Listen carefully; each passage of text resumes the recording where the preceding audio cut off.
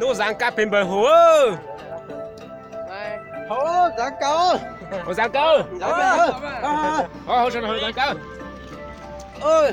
Giang cá bên Chỉ hồ. mới chỉ biết là giang cá bên bờ hồ sẽ. Ê, chỉ có lấy một chia sẻ cho Facebook sao được thế? Cho Facebook sao tôi share lại, chuẩn bị bắt sai hết, bây chỉ trong rau thì nó là. Chỉ cho trong đang là trong câu ha. Chỉ trong câu là trong xe. Bây giờ chỉ muốn là chỉ làm một tôi tụi hồi nó bây giờ. Ê, chỉ mới chia sẻ cho Facebook sao được xe. Không biết sao. Hôm nay đúng này tao nhiều nhiều Facebook ha, cái Zalo sẽ chỉ một Facebook Zalo vậy, sao tôi giờ sinh chơi. Tôi là tôi chỉ tao tôi nhịp đêm mà sợ rồi. Thế tôi không có, tôi chỉ tao bụi ra ta mà tôi tự tôi là thằng của ra của Facebook đó chỉ phát hiện những cái trong trang. Để của hai là hai đang chỉ của bao hậu lửa sao. Tôi đang hè tụi nhau tụi mua lại này gì thế? Tôi thằng hay à. Học lại. Giờ số mấy? Làm mốc. Nó chưa có lên mông thì nó xuống máy à.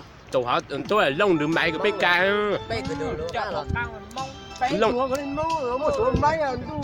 Lông được máy BK ha cậu cơ như là hạt cũng nó cứ mông mà hạt răng. Nó mới nói cái là tụi họ tụi muốn ra cậu.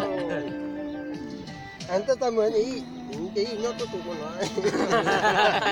Ôi giờ sửa rồi thì nó chỉ phì dù ha. Yeah, có trứng chua có trên này sợ hơn hả? Sửa rồi chỉ dùng trâu ha. Trông mà ta chỉ đơn chua. Chỉ dùng câu thế gì tới nãy tiếc thế nhở. Chỉ đơn chua你去感受一下，只是真chua你都sợ. Con này chỉ tao tuần gì, con này tuần gì mà đi. 唔係啊，唔對到上個嘛，五三乜吃轉當這個那個路途這樣個樣子，唔但對係點嘅呀？個係你輸咗單呀。